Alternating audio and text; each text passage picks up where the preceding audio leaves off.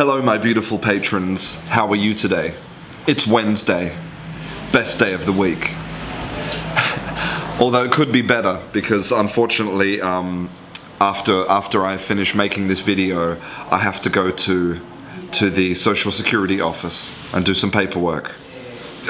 Paperwork! You know, European bureaucracy. Okay, today I have two things to talk to you about. The first one is word of the day, and the second one is about the Icelandic football team. Bear with me. So, word of the day today is candor. Candor. It's a great word. It has sort of two main meanings. One is something which is very bright and intensely white. Okay, is candor. And also, the second meaning is somebody who is very honest and free from prejudice. You know, like if you ask somebody, do you like my t-shirt? And they say, look, I like the t-shirt, but I don't think that it suits you very much. And you say, wow, I appreciate your candor. Which means I appreciate your honesty and your freedom from prejudice, freedom to express yourself. Yeah. Where does it come from? Like all good vocabulary, it comes from Latin. Well, in English we took it from Latin, but it comes from, you know, Proto-Indo-European. And in Latin it was candere, and it meant extremely bright, extreme brightness. Okay, and you know, there's in lots of languages, especially in English, there's this idea that something white is something pure, right? So something white, something which is very intensely white, is something which is very honest and free from prejudice. It's pure. Like, we consider that dirt is dirty and snow is pure. Only because it's white. But actually, snow's pretty gross. If you've ever played in snow, it's pretty gross. So yeah, personally, I like people with candor, candid people. So it's a noun. Sorry, it's a noun, but the adjective would be candid. And there's other similar words like incandescent. The word candle, you know, the candle is the same, all related. Yeah.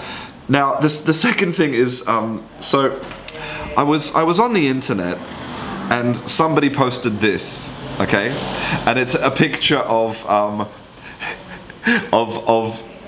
the Icelandic football team and all of their names. So we have Birkir Bjarnason, Alfred Finnbogason, Emil Halfredsson, Magnusson, Sigurdsson, Arnason.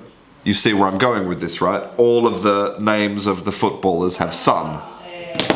And I thought, okay, well, it probably means son, right? The son of the person. But it turns out, and then I looked on Wikipedia, and it's really fascinating the way that the Icelandic names work. Okay, so basically when you have a baby, you give them a name. So you give them a name, like, my name's Christian. But then I don't take the family name, like I don't take the same surname as my mum or dad.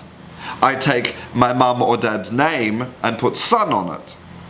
So because my mum's name is Yvonne, if I was Icelandic, my name would be Christian Ivansson.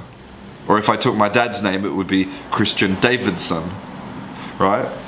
So that means that, and this produces a few interesting side effects, right? So one of them is that in Iceland, you would never use someone's surname to be polite. In fact, you don't really use people's surnames at all. So if you met the Prime Minister or the President of Iceland, I don't know if they have a Prime Minister or a President. Excuse me. I have allergies. If you met the Prime Minister of Iceland, you would call them by their first name. You'd say, "Hey, Alice." You wouldn't say, "Hello, Mrs. Bjorgsson," or whatever, right? It's weird because, like, for me, if I'm meeting someone important, you know, or someone, important, I use their surname to be respectful. But in Iceland, no. It would be the opposite. It would be disrespectful to use the surname. So all of these footballers, when they have the name on the back of the shirt, it's actually, for them, it's horrible. Because their surname is not really their name. It's like imagine if, I don't know, like I used some other name that wasn't really your name on your shirt. It would be like imagine if it said Christian. It'd be weird. It'd be like, no, I'm Saunders. I don't know.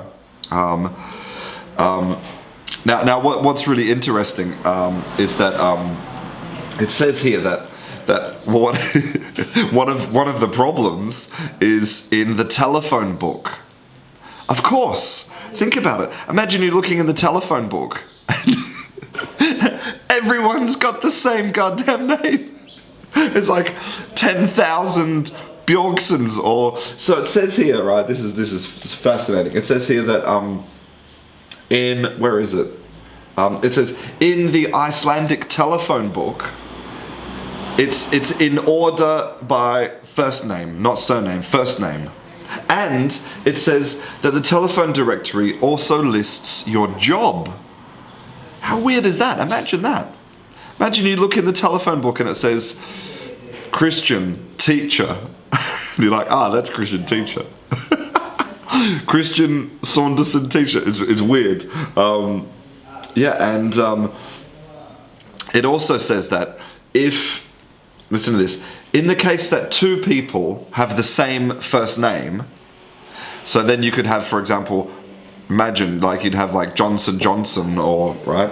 Imagine this. Perhaps one named John Stefansson and the other named John Porlaksson. So what you can do is, it says, when someone holds a conversation with two people at the same time, so imagine you got two Johns, right? You're talking to two Johns. Then it says that that the appendage son is not used. So you say, John, So you'd say John Porlak or John Stefan. It's weird. And Bjork is her first name, but her full name is Bjork Guðmundsdóttir. Okay, and the final thing here is that it says that Icelandic people often have problems at immigration, right, with the passports, because the children never have the same name as the parents. And you know, sometimes in immigration it's like, that's not your kid, you're stealing kids. Okay, anyway, that was a bit strange, I'm sorry about that. One final thing. Today is World Refugee Day. 20th of June, World Refugee Day. It's a moment to just, whenever we see prejudice, it's just an opportunity to try and stamp it out, to try and finish with prejudice. Something to think about today. Okay, love to you all. Thank you for being my sponsor. Mwah, mwah, mwah.